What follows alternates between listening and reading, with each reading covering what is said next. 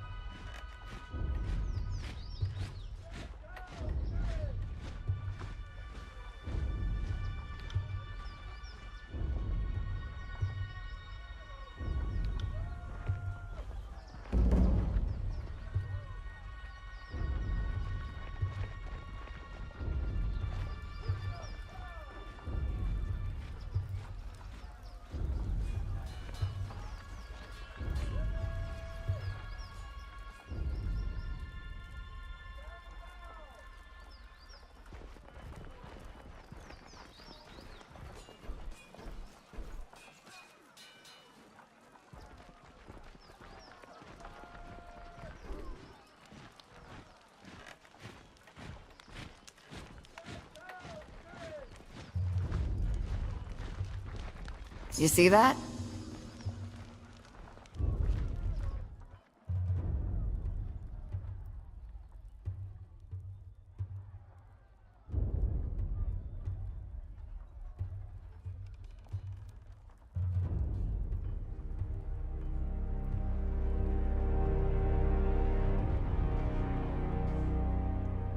That's 4 reports of avalanches in the mountains now. The Tearsmen can barely count past 9. They have neither the capacity nor the cause to close off the mountain passes. Either way, that leaves the 2nd and 4th cohort trapped outside the valley.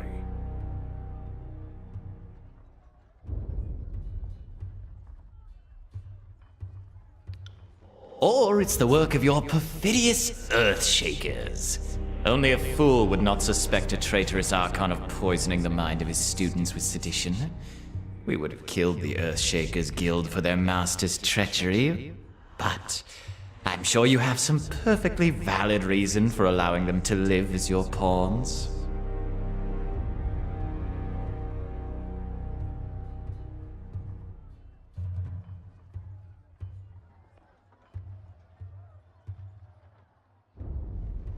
Hey, watch yourself.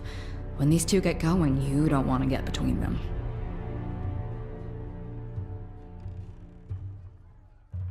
I always know you've run out of things to say when you resort to mocking my vassals. If we are to speak of treachery, why is it that my scouts see the Scarlet Chorus warriors defecting back to the Vendrian Guard? Your fearsome reputation has gone flaccid, for it seems you cannot control your soldiers, or perhaps you simply choose not to.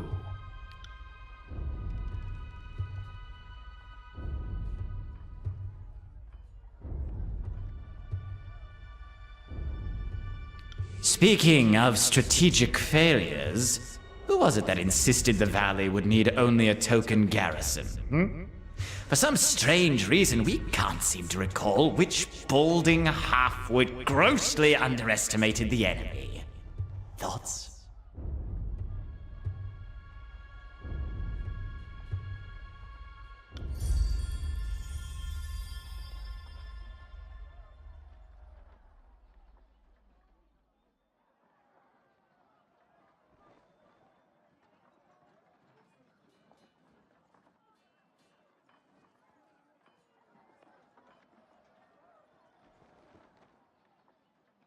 Did I give you permission to speak?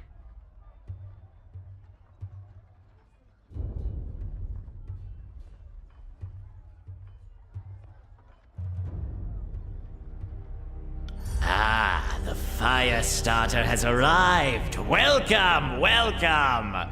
Our agents tell us such lovely stories of what you did at the Vellum Citadel. Have you come bearing another fragment of Kairos' wrath in tow? My soldiers tell me you helped Commander Drotus on your way through Edring. You honor the court with your selfless cooperation, for that is the sort of camaraderie that Kairos demands of us all.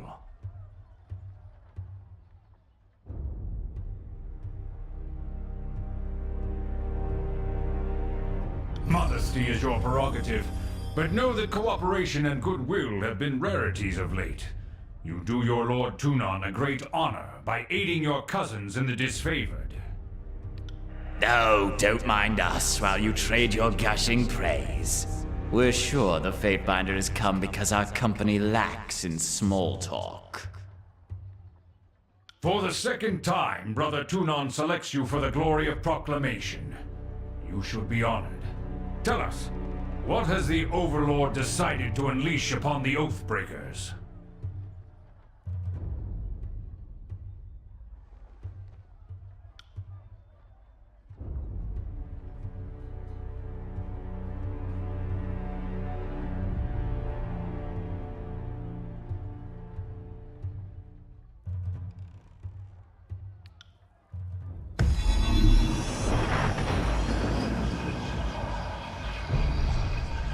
The Overlord means to compel us into action. No doubt the avalanches in the mountains are part of this ultimatum. We must conquer the Oathbreakers or die in failure. There is no room for error, and no other way out of this valley alive. We'll need to advance across the Mittani. We lose everything if we stand still. And we move to backup Plan Green. The Earthshakers didn't make it over the mountain in time. So we do this the hard way. Over the walls instead of through. So you found your backbone at last!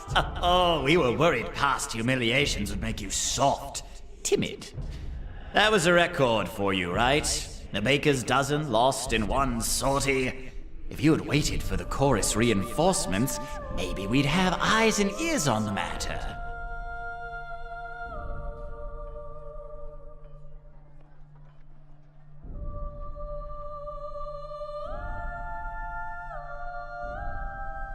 I second the Fatebinder. Thought you had the memories of one of those Oathbreakers rattling about that bronze gourd of yours. Would Kairos' mighty spy master please enlighten this gathering of allies with some scrap of strategic insight?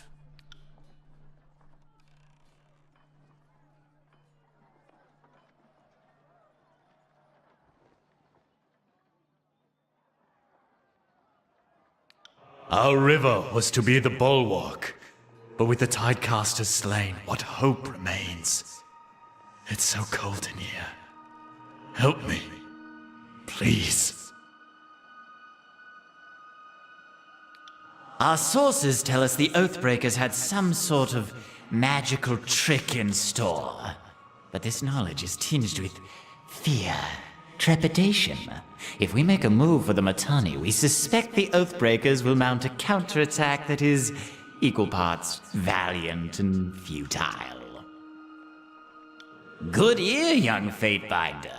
When the Vendrian guards surrendered, Mitanni Yanev had the audacity to demand an audience. Being the gracious Archon we are, we obliged. What the good captain knew, we now know.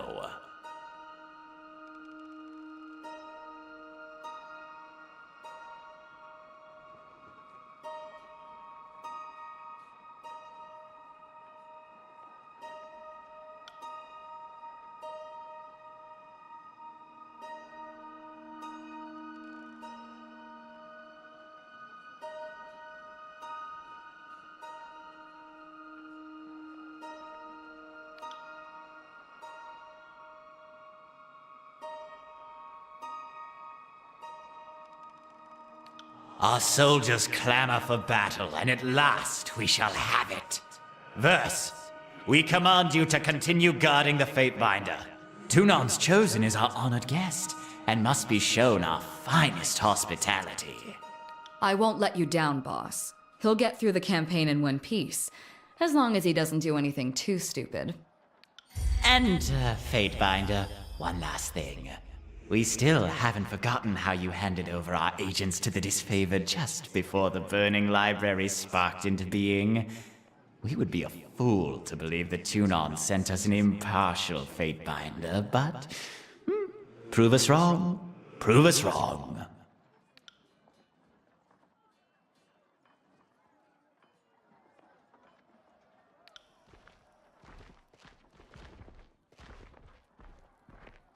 Finally, the fool and his puppet are gone. Perhaps now I can hear myself think. Rarely do I question Kairos' judgment, but I will never understand why the voices of Narot is given such authority. I shudder to think what will become of us all should Tunon favor him in the end. Though the edict threatens the Scarlet Chorus just as it threatens us, I cannot shake the feeling that our allies will work against us. Now, if you'll leave me be, I have a battle to plan.